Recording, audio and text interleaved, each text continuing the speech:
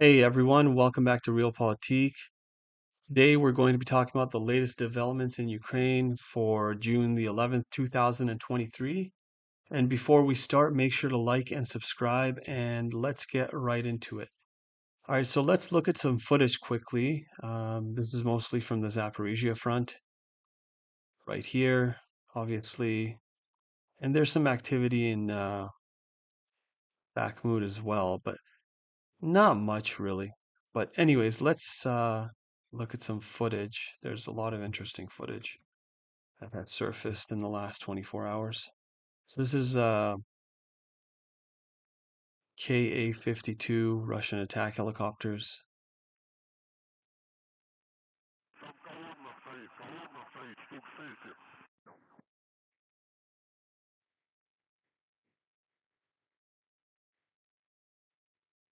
And these have actually played a very surprisingly a significant role in the last couple of days. Ukraine's air defenses are indeed depleted.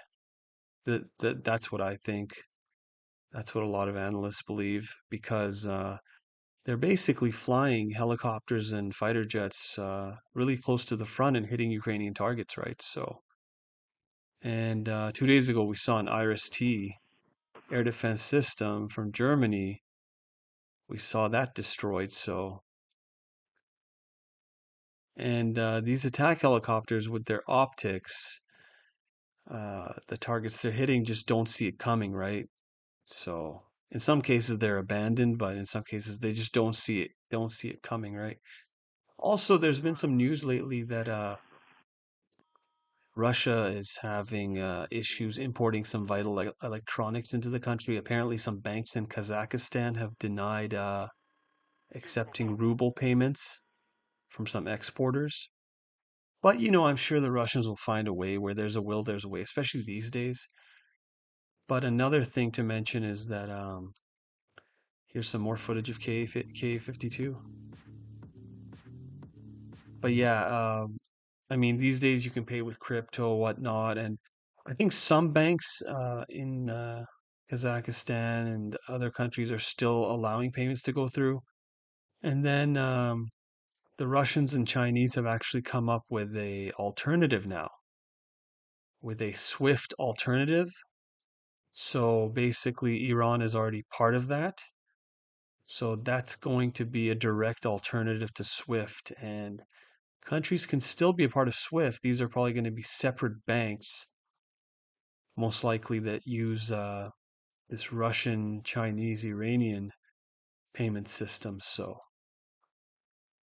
you're not going to see it in the West, but other parts of the world, yeah, you're probably going to just see it as an alternative, right?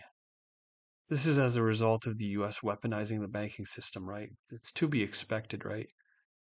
More countries using gold, more countries using their own currencies, and now an alternative to SWIFT, right?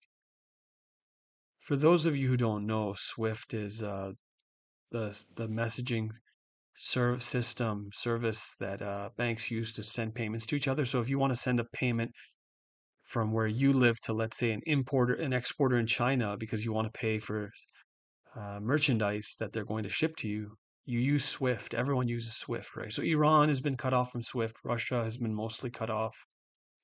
And the Chinese, with the situation with Taiwan, they're just not going to take chances, right? They just want to have an alternative just in case, right? You can't blame them, right? Anyways, this is going to be more of the same. So let's get some infrared footage of the Ka-52s.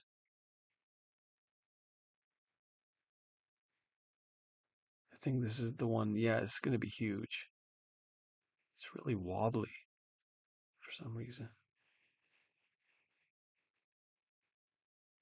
Wow, that's a massive explosion. Anyways, um, these are FPV drones, which have been modified by Russia. And right there is, I believe, a T-72 tank. This is again in the same Zaporizhia region, so uh, Ukrainian units are just getting annihilated, right? and there's media silence from the Ukrainians. You're just not hearing much. Some Western media outlets are admitting,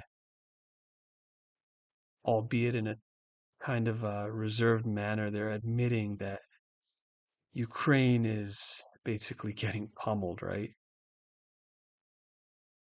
And there's one of the tanks right there. These FPV drones, they're basically, you can buy them at my local Costco. They have them. They're for like racing.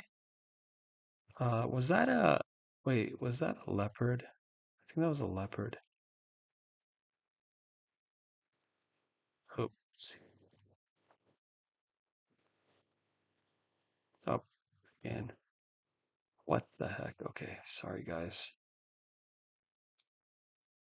Anyways, we'll just watch more. I think that was a leopard anyways. This is a Max Pro Bradley coming up.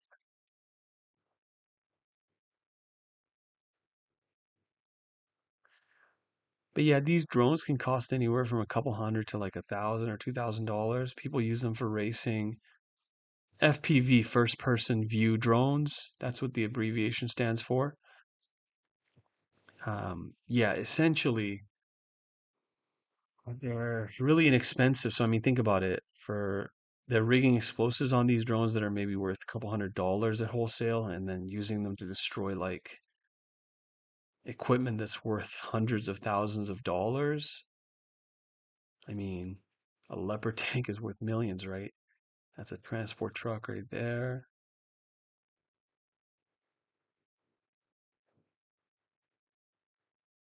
I mean, this is changing the nature of warfare, right? I mean, right? Look at that.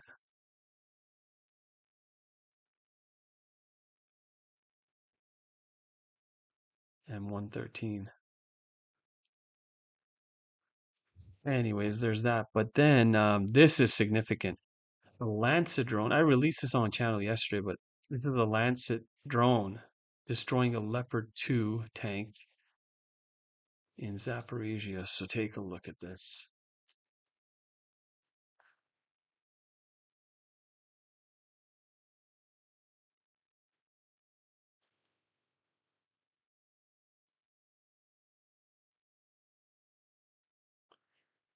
And at first you could see the flames coming up, and now there's a bunch of smoke.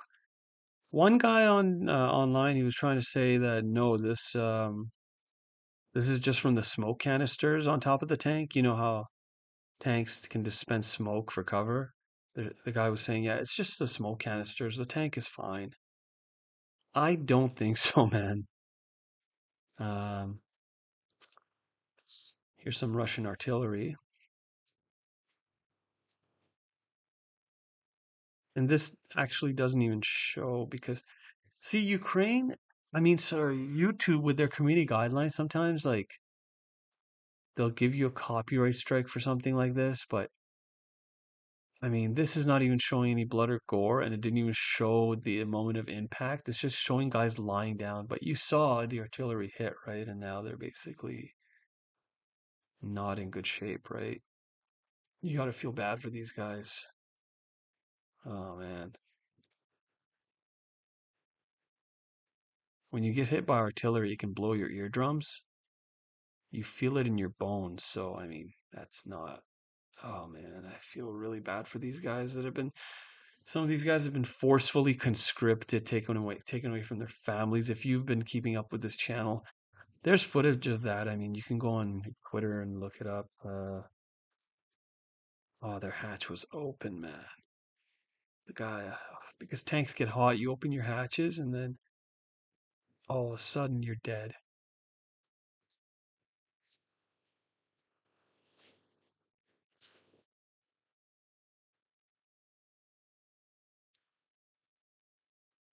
Another FPV drone.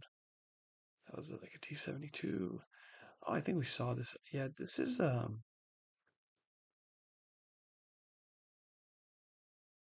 I think that was a leopard. It's too blurry. Not the best footage, but hey, it's good enough quality to hit them, right? So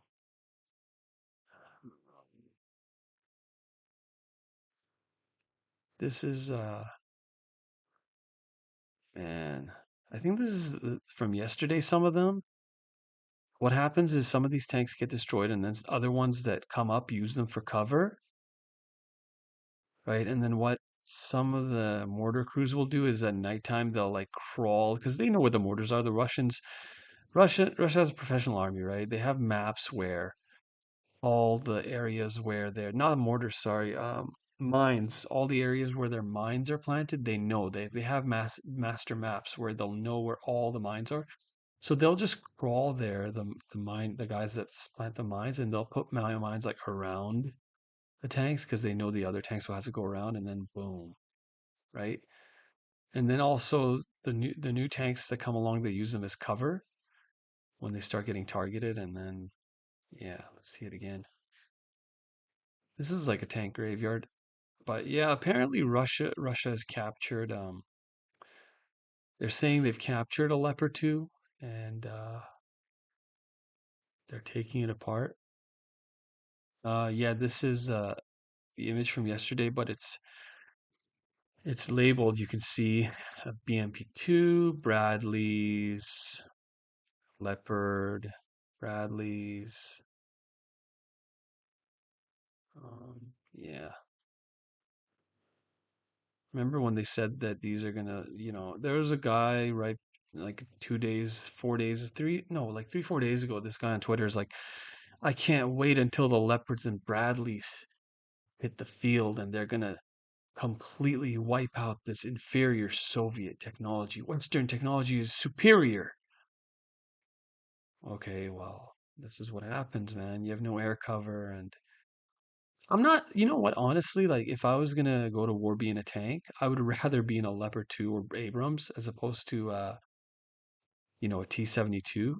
They have more survivability, they're designed for survivability, more protection on average, but you got to consider that they cost a lot more too. Like a T-72 costs like what, $2 million dollars around there. And then, an Abrams costs like more than 8 million. So of course it's going to be better, but at the end of the day, a tank's just a mobile cannon, right? I mean, for the price, there's more bang for your buck with the Soviet equipment. They're cheaper to maintain, more reliable, but you know, it really depends on combined warfare.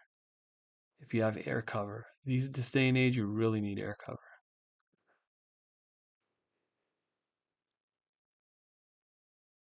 I think the experience factor also comes into play because some of these guys, like most of these guys driving these tanks and whatnot, or in armored vehicles, they only train for like 5 weeks, right?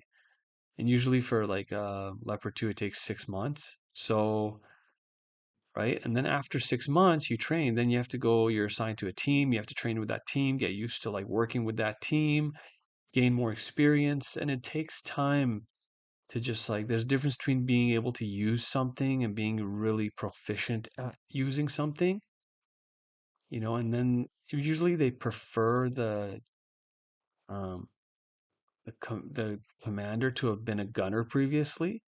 So that takes time, right? And the commander has to be able to, on a Leopard 2, I've heard that they should be able to like fulfill every role. So they have to know how to reload, they have to know how to drive, they have to be able to fill the role of the gunner. So just imagine that takes time, right? Like these guys are not really experienced. Like some of them had previous experience, but on other tanks and systems, but it's just not the same. Yeah.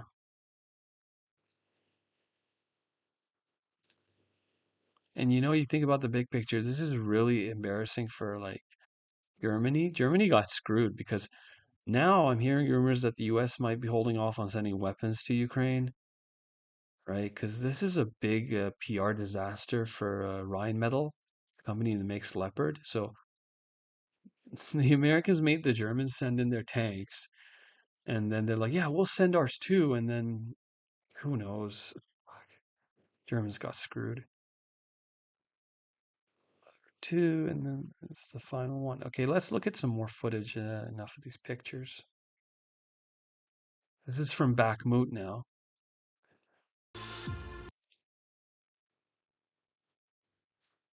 So it fires, it gets hit by artillery. Still keeps moving. Wow, lucky, right? No, it gets hit again. Not so lucky. It's moving really slowly, I think, like the engine's dying, and that must be laser guided artillery, the Krasnopol artillery. And then these guys, oh my God, I feel so bad for them. Oh my God, I feel so bad for them. That's terrible, man. That's terrible.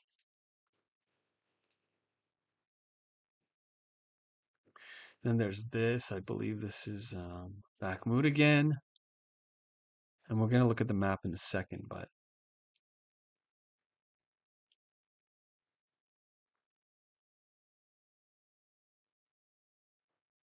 did we see this already?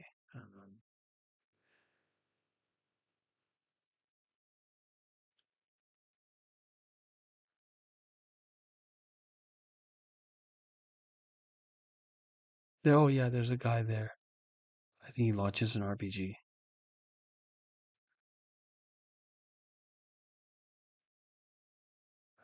Yeah, they didn't even see him. He was hiding, I think. They created a distraction from the left of their left, and then they hit them. Now they're all backing up. Oh man, was that a mine or artillery? Let's see. I don't know. Damn, man. Some people are saying, well, the leopards are not the latest variants, blah, blah, blah. Okay, man, when you get hit like that, mines or artillery, it doesn't matter, right? Does it? Yeah, it's a disaster and a half.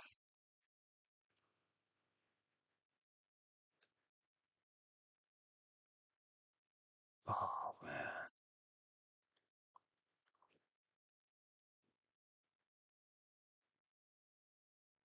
Well, they're lucky to be alive if they even made it out of there. Russian artillery. Oh, yeah, this is a Ukrainian command center the Russians found, and boom, missile strike. Things are not going well for Ukraine. They're not. Um, we're gonna look at some maps, but let's see this footage. Два, одна, More ноль. K-52 footage. Попадание. Отхожу.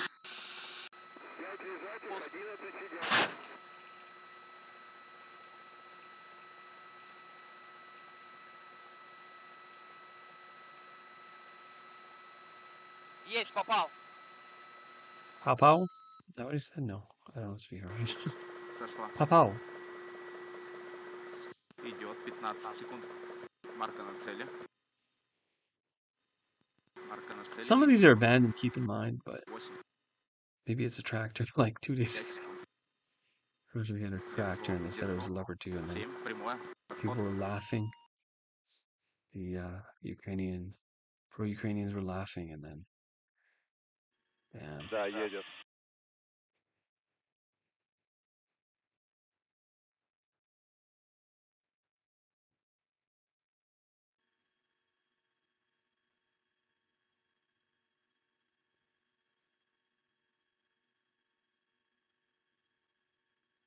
Yeah.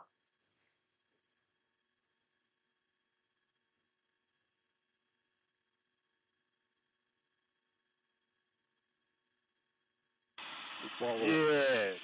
Отход правым. Вот она, родная. Wow. Anyways, this is by Rybar. It's a stylized version of what footage from I think image from yesterday. This is going to be very iconic now. I think what the Russians are going to do with the leopard or leopards they got, they're going to probably put it next to a German Panzer from World War II. That's going to be a huge PR victory for them. I can see it now.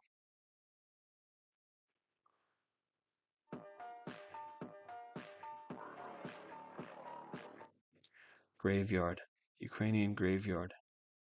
This is like a graveyard of stuff. Those Max Pros, I think. I mean, this is just, there's so much. Like, but you know what they're saying? The main wave, Ukraine hasn't launched its main wave. Um, I honestly thought the Ukrainians would make more progress. Anyways, let's take a look at some maps, right? Because this one shows what's been going on all along the front, right? And you can see here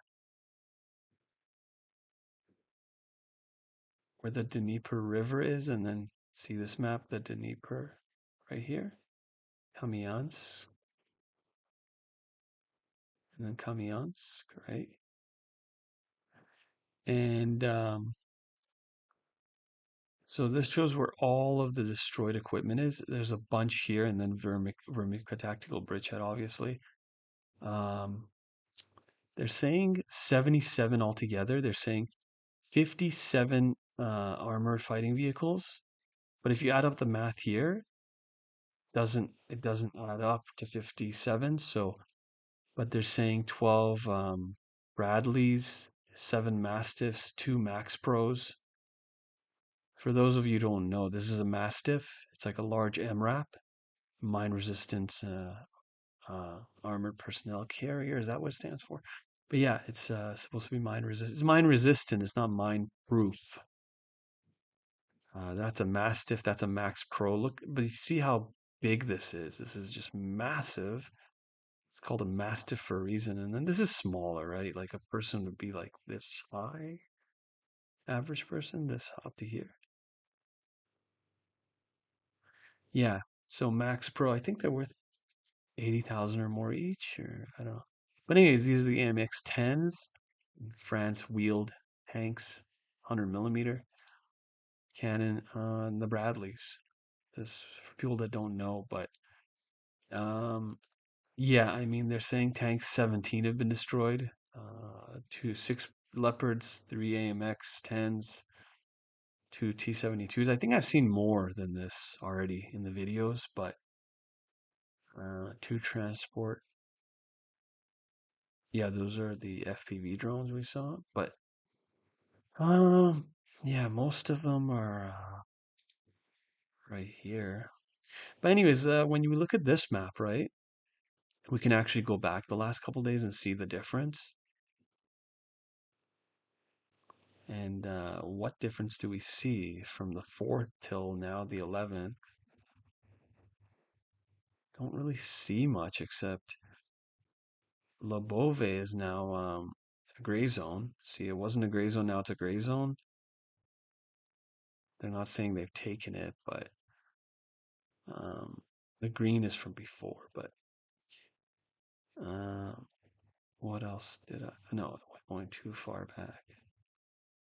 Okay, and then the Vermivka Tactical Bridgehead. If we look here, we go back from the 8th, and then yes, gray zone, right? This little chunk here, and then Blahodatne and Novodonetsk, which the Ukrainians took at one point, but they're not even showing that on this map. No map is 100%, but yeah, I mean, this is the progress they've made, and you saw all the footage. So they basically made no progress, and they've lost like, 77 units at least. Wow. And the Russians claim like 4,000 personnel are casualties.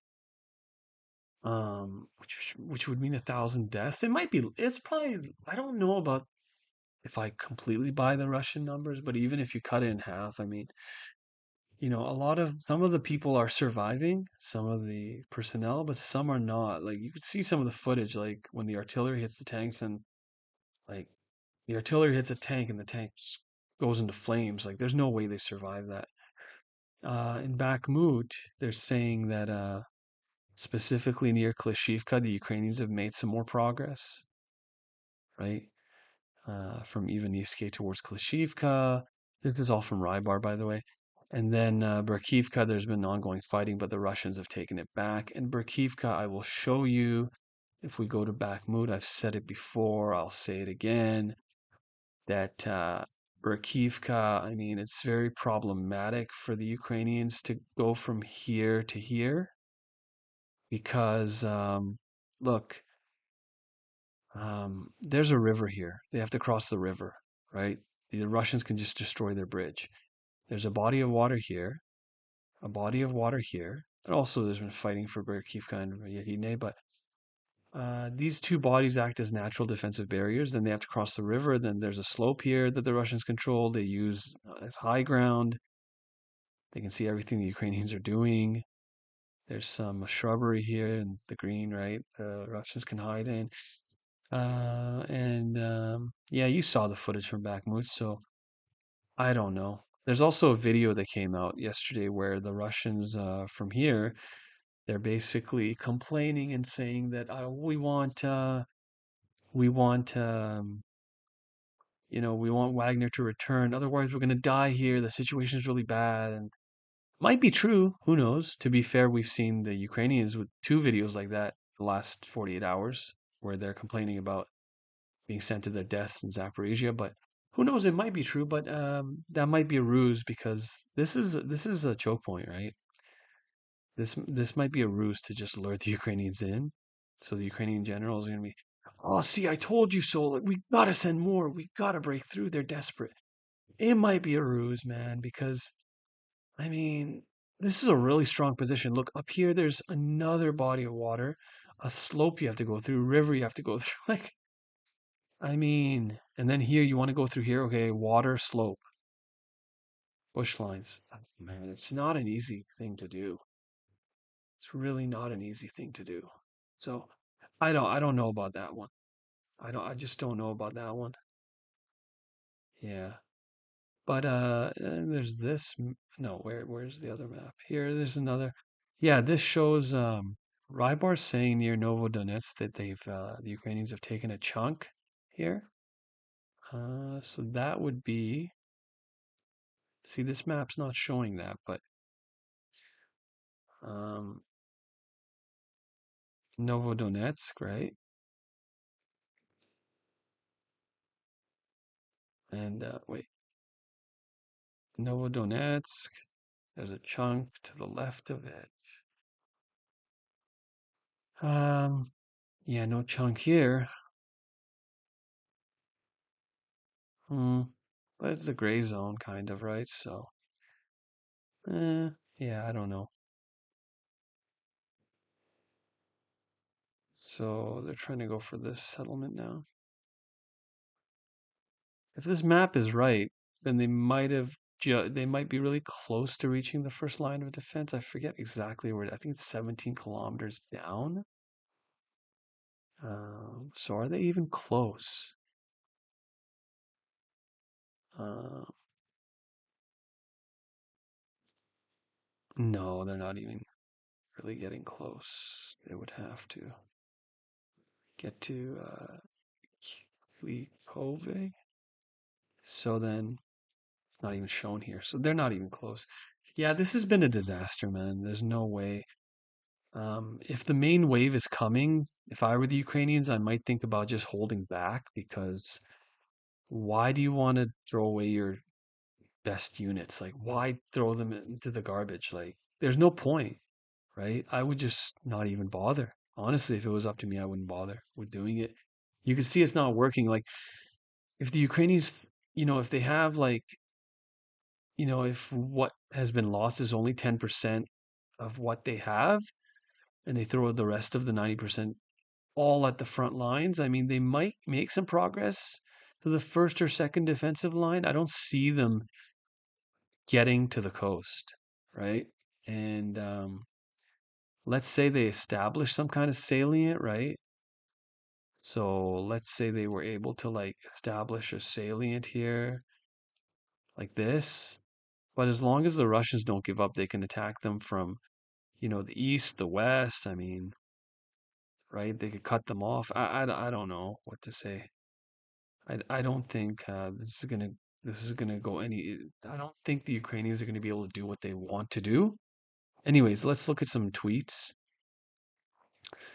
Yeah, this is from yesterday. I showed you guys, obviously. Lancet destroying a Leopard 2. Then, yeah, the war correspondent Alexander Kotz reported that the first captured Leopard tanks were taken to the rear by Russian military. The COPE is very strong with this one.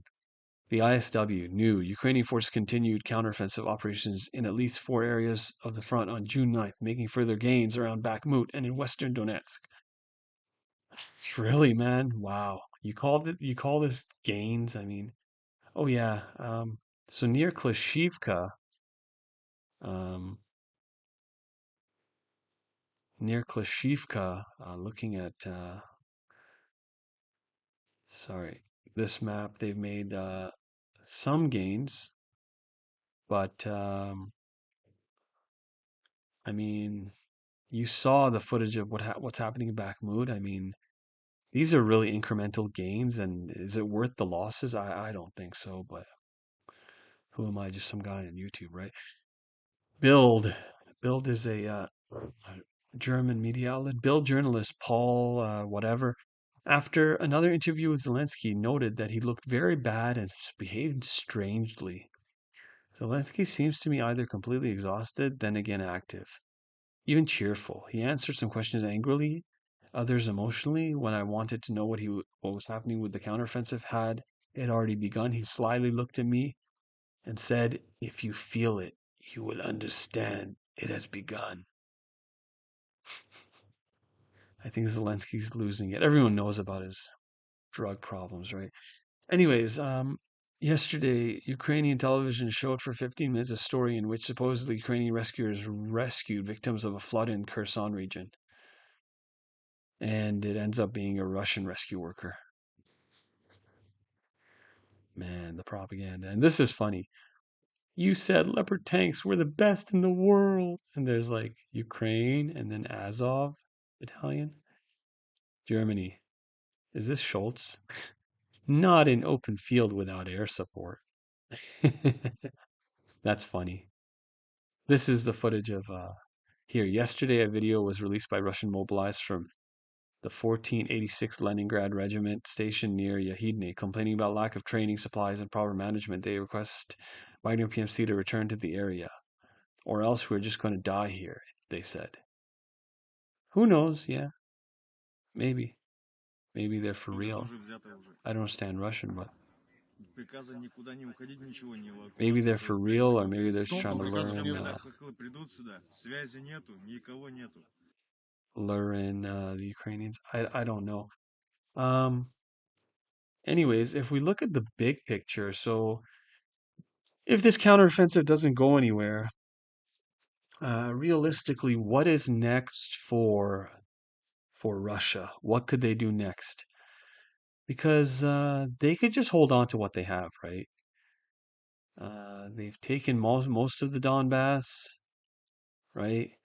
And then we've seen that obviously muscling through areas, forcing their way through areas with brute force is really costly. So I don't know if they're even going to bother with Kramatorsk and whatnot, Sloviansk and Kramatorsk.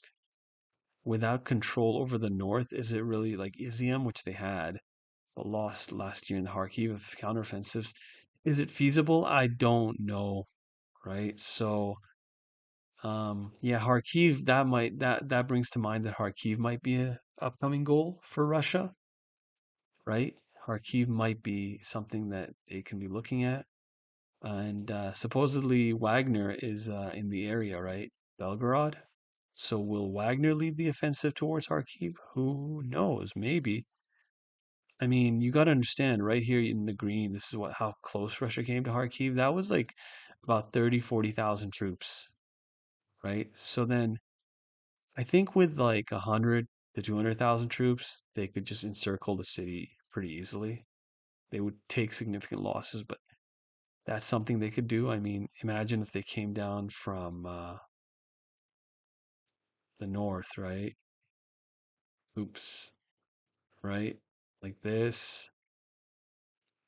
And then from, you know what? I'm gonna use this to show you. Man, F off. So imagine the Russians. I mean, why? Okay, it's blue, but god damn it. Instead of red. Okay, whatever. So the Russians. Why am I? I'm gonna use this for a while. What the fuck is going on? Okay, so imagine they come down and encircle Kharkiv, and then they could obviously, take back all this whole area,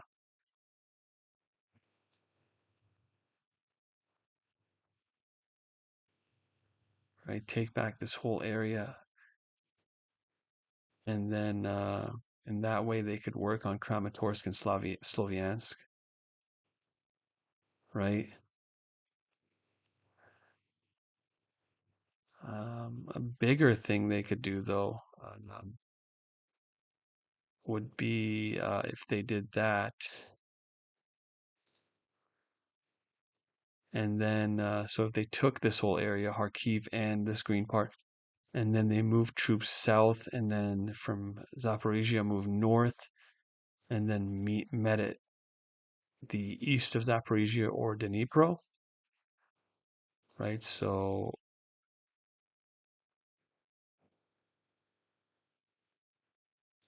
that would be a very large scale operation, right? And then they would be able to basically encircle this whole area here. That would be like a World War II era operation. I don't think the Russians have it in them to do something like this. Realistically, what's probably going to happen is that they're just going to hold on to what they have and keep pounding away at the Ukrainians. Another option would be something like taking like Sumy, maybe, but taking Sumy back. But the problem is the east of the country, the areas the Russians control are the most resource-rich areas. Something like Sumy, if they took it, see, the problem is it's going to be they have to pay for people's pensions, electricity, all these expenses, and to govern the area, it's not really worth it. A lot of areas in Ukraine are not worth it for Russia to take financially, right? The east of the country is mineral rich, resource rich, but I mean, all the ground in Ukraine is really fertile, but still, like, is it worth the cost? And then the further west they go, the more opposition they meet. Like in the western part of Ukraine, people are really pro-European and anti-Russian, right? There's more Ukrainians in the West, so they'll be staunchly opposed to any Russian attempt, right? Because I mean, Odessa is another city the Russians claim, but getting to it would be problematic, especially because now this area is flooded. The bridges are destroyed here. Um, I mean, realistically, you have to understand that right now there's probably just territorial defense all along the borders, all along the front. So imagine if the Russians launched like some kind of incursion to Zhytomyr and then Vinnytsia. And then by doing that, they could also, just by getting here, they're basically essentially cutting off any supplies that are coming from Poland. So then that would end the war, right? But the problem is I don't know how feasible that is because that's something like 300 kilometers. So again, that would be another big risky operation. And they're going to meet a lot of opposition from the people in the West. Another option would be just to like move in back towards Kiev and just use artillery and just pound Kiev into submission because they can bomb Kiev, right? But then there's air defense with artillery. It'd be a lot harder, and then that's another way the Russians might end the war. But who knows? the Russians might just hold on to the territory they control and just keep pounding away at the Ukrainians. Um, if anything happens, it's probably going to be in Kharkiv region. And like I said, the Wagner are in Belgorod, so who knows? Maybe they're even going to avoid Kharkiv and just try to take back all of this, right? Anyways, guys, if you watched till the end, thank you. A lot of yapping in the end, but just my thoughts. Thank you for watching. Please like and subscribe, and I will see you guys in the next one.